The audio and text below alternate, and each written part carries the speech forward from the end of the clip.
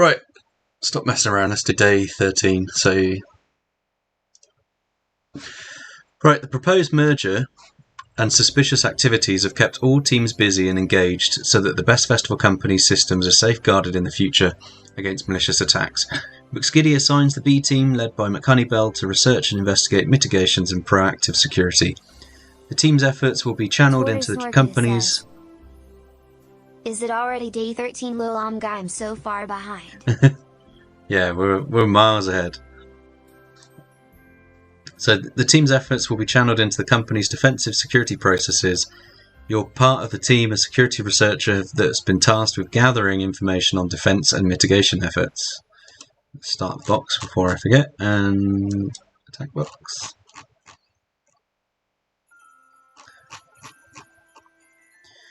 Right, today's learning objectives. We are going to learn and understand incident analysis through the Diamond model.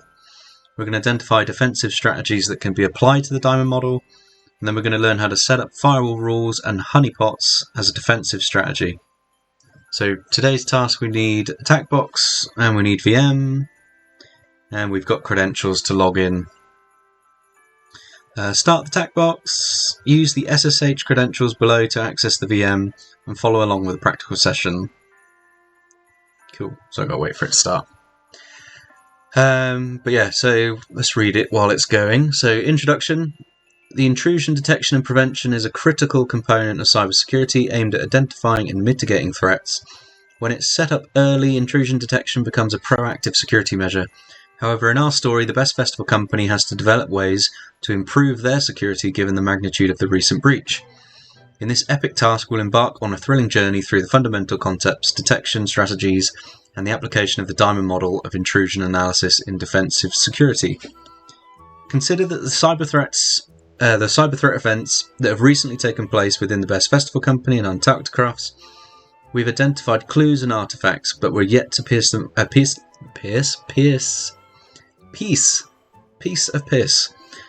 all together and lead us to the attacker. We need a framework to profile the attacker and understand their moves and help us strengthen our defences. The Diamond model is a security analysis framework that seasoned professionals use to unravel the mysteries of adversary operations and identify the elements used in intrusion. It comprises 4 core facets interconnected to form a well-orchestrated blueprint of the attacker's plans.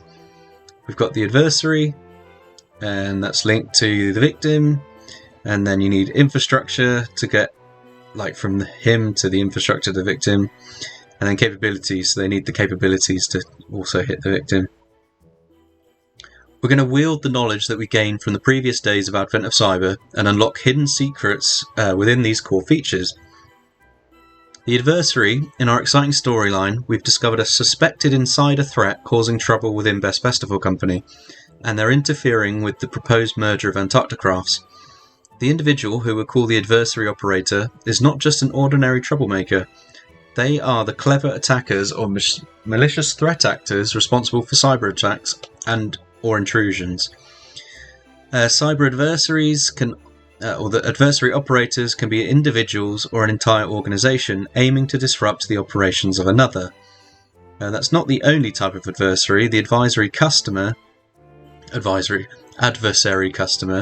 is another intriguing player in this grand scheme. They are the one who reaps the rewards from the cyber attack and can consolidate the efforts of various adversary operations. So picture this, and a collection of adversaries working together to orchestrate widespread security breaches, just like the enigmatic Advanced Persistent Threat groups. I'm guessing that links to NIST, right? So that's all the threat groups. Victim. This is none other than the target of the adversary's wicked intentions. It could be a single individual or domain, or an entire org with multiple network and data assets. The Best Festival Company finds itself at the mercy of these adversaries, and we must shield them from further harm. The infrastructure of every adversary needs tools. They require the software or hardware to execute their malicious objectives. Infrastructure represents the physical and logical interconnections that the adversary employs. Our story takes an interesting twist as we've uncovered that a USB drive that Tracy McGreedy cunningly plugged in disrupted Santa's meticulously crafted plans. But beware, adversarial infrastructure can be owned and controlled by the adversaries, or even intermediaries like service providers. So capability.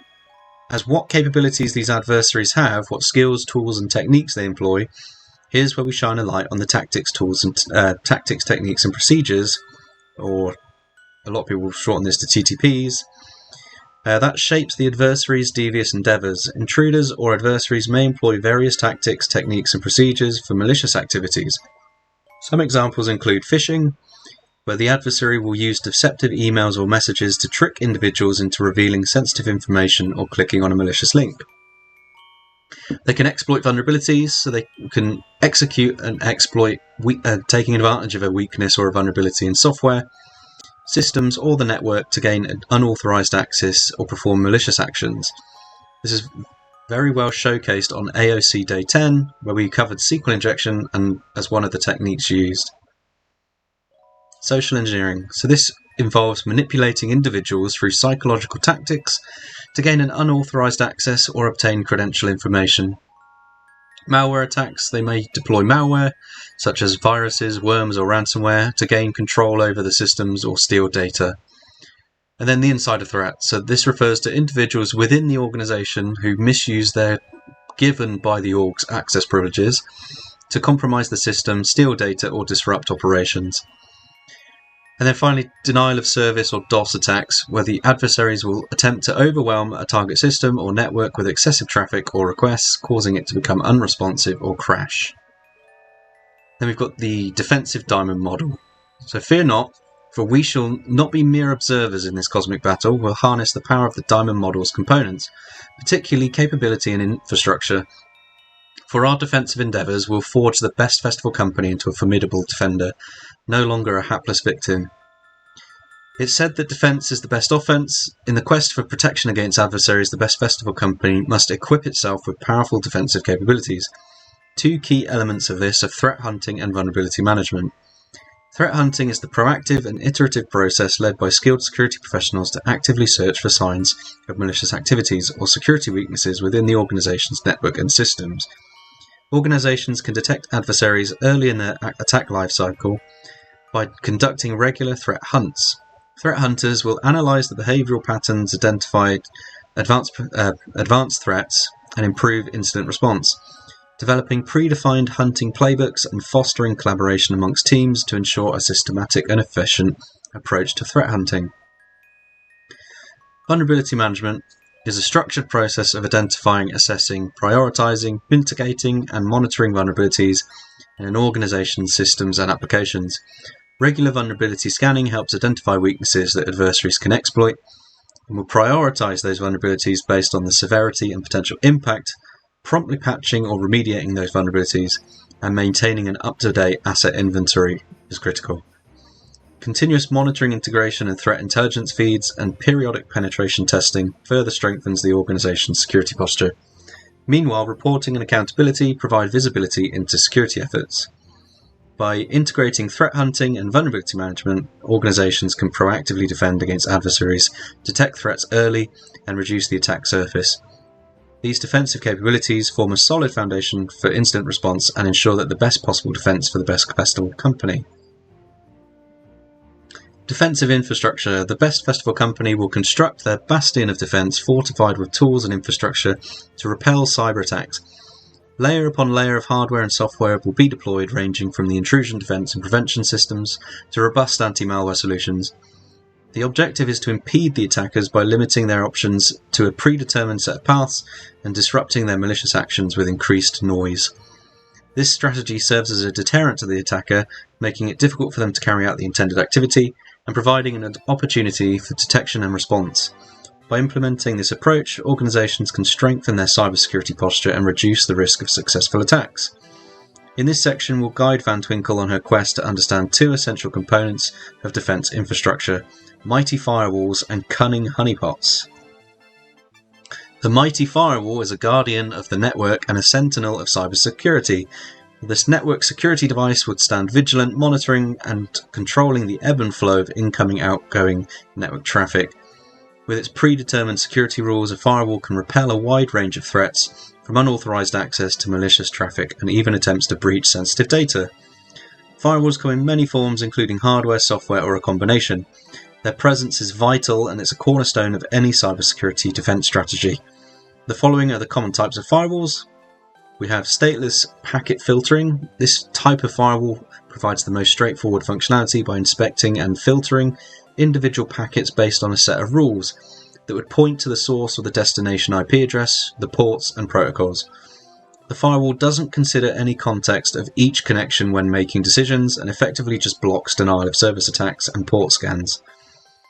Stateful inspection is more sophisticated type of firewall. It's used to track the state of the network connection and uses this information to make filtering decisions. For example, if the packet is being channeled into the network as part of an established connection, the stateful firewall will let it pass through. However, if the packet will be blocked if it's not part of an established connection. Proxy services. So this firewall protects the network by filtering messages at the application layer, provides deep packet inspection and more granular control over the traffic's content. The firewall can block access to certain websites or block the transmission of specific types of files. Then we have WAFs, so the Web Application Firewall. This type of firewall is designed to protect the web applications. The WAF blocks common web attacks such as SQL injection, cross-site scripting, and denial of service attacks. And then we have the next generation firewall. So this type of firewall combines the functionalities of both the stateless, stateful, and proxy firewalls with features such as intrusion detection and prevention and content filtering. For the remainder of the task, we're going to focus on one application of a stateful inspection firewall in the form of the uncomplicated firewall. So UFW is the tool. And then configuring firewalls to block traffic. So Van Twinkle knows that the uncomplicated firewall is the default firewall configuration tool available on Ubuntu hosts. She decides to use it for this experiment. Initially, it's turned off by default, so we can check the status by running the command below. So we need to actually connect to SSH at this point. So let's grab the creds that I skipped. The big. Yeah. Right, SSH Van Twinkle at 10.10.255.107. Yes, and Twinkle star.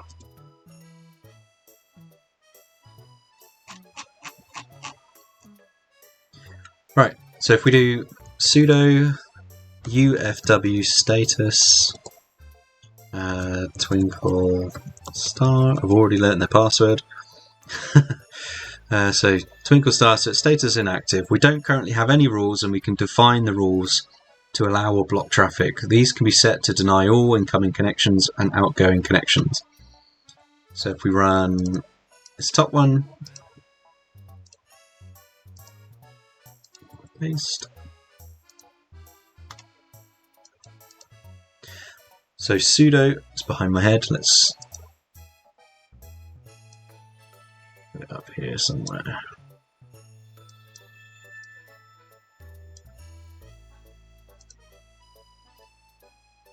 Give me the thing, there we go. It looks about safe. Right, so yeah, sudo ufw default allow outgoing. So that adds a rule that allows outgoing connections, and then the same again, but we deny incoming. So additionally, we can add, modify, and delete rules by specifying an IP address, port number, service name, or protocol. And in this example, we can add a rule to allow legitimate incoming connections to port 22. This would allow connectivity via SSH.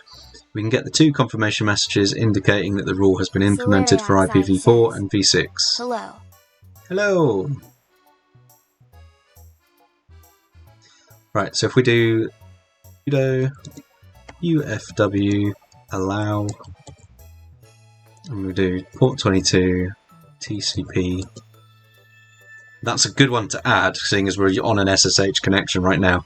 So if it resets, then we can connect again. Otherwise it would be blocked. Alright, so then we've got a sudo ufw deny from 192.168.100.25.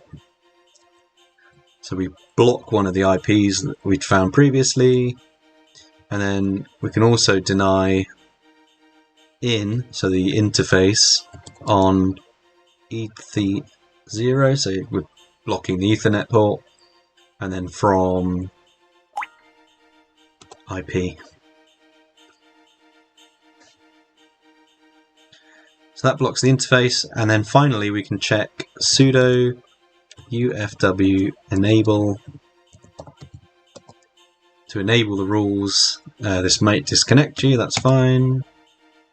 We've reconnected, so that's good. We didn't kill the session. Sudo ufw status verbose. That prints out the rules that we've got. What happens if the rules are incorrectly configured? That we can just reset them all and revert it to the default state. So if we do sudo ufw reset, yes, and there we go. So now we've just blatted out all the rules and backed them up at the same time. So at this point, Van Twinkle has a much deeper understanding of how to set up and configure a basic firewall rule to help McHoneybell implement Santa's defenses. So let's look at honeypots, and this is another intriguing piece of infrastructure in the world of defensive security.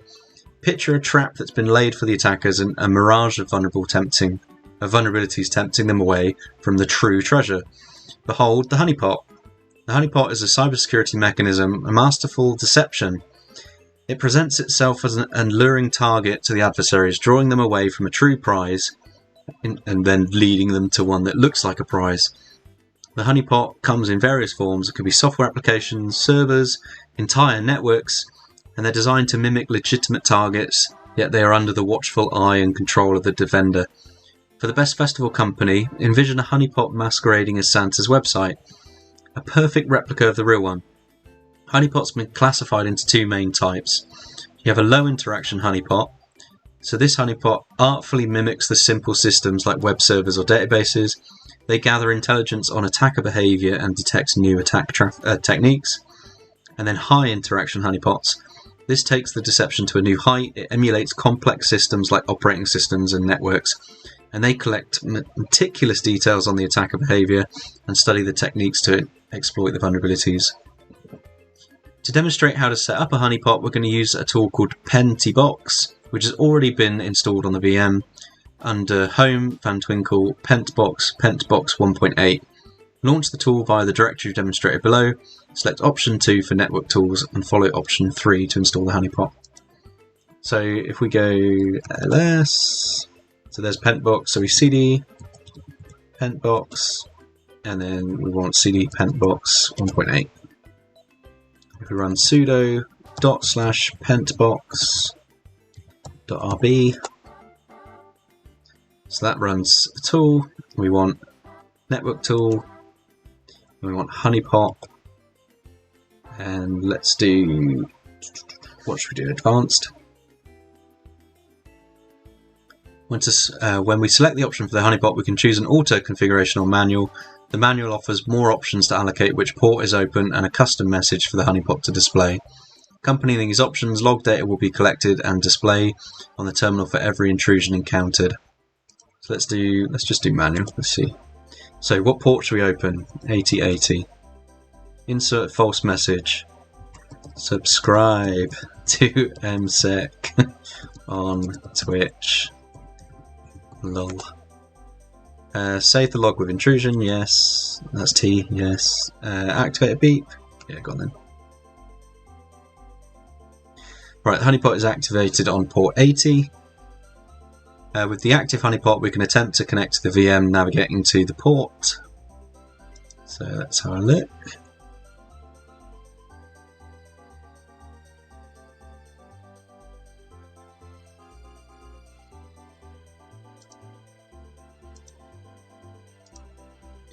.255.107.80.80.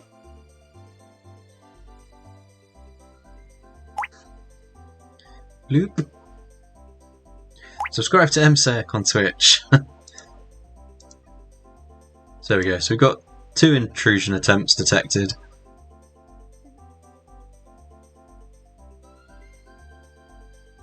So that's that. So yeah, so we can see things like the host that tried to connect, what user agent they used, so basically what browser, what languages, types of encoding. Yeah, pretty interesting. So yeah, we can determine like who the attacker's IP is, and then use that to like attack them back potentially if we wanted. So after learning about firewalls and honeypots, Van Twinkle puts their knowledge into practice and sets up a simple website to be hidden behind some firewall rules. You can deploy the firewall rules by executing the Van Twinkle rules.sh script, and that's within the home Van Twinkle directory. Your task is then to update the firewall rules to expose the website to the public and find a hidden flag. So let's Control C, and let's go cd ... and then we'll run sudo. Please auto-populate there. So we'll run the script, and then let's do sudo ufw status verbose. So those are the new rules. Move it out of the way so I can see it. So we're allowing 80 in, we're allowing 22 in, so that's SSH. They're denying 80, 88, 80, 90, denying FTP, and then they're denying that as well. So it looks like we should probably open one of those two. But let's answer this question. So the security model, what was being used to analyze the breach and defensive strategy? That was the diamond model. Which defense capability is used to actively search for signs of malicious activity? Threat hunting. What was our main 2 infrastructure focuses? So we've got firewalls and honeypots. Which firewall command was used to block traffic? That was deny. And then we need the flag, so we can do sudo ufaw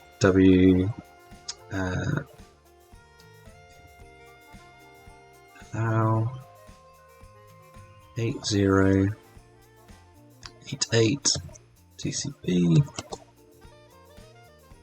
and 90 TCP, and then we need to enable it, so sudo ufw enable, yes, and can we get to it?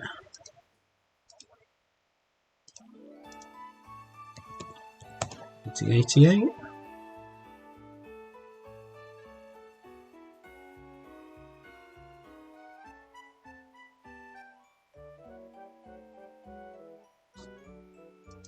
Thinking about it. Let's do 90. Okay. So we can see the site. Where's the flag? Oh, there. Behind my head.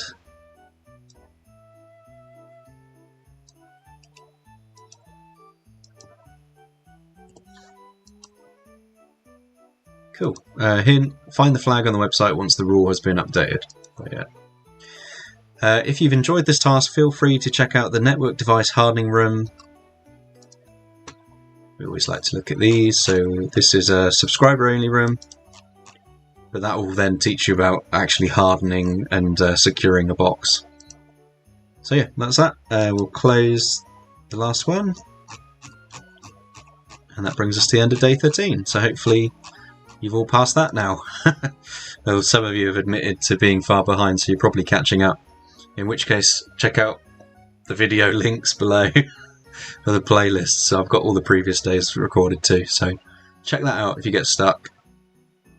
But that's me, so I'm going to find someone to raid, and then we'll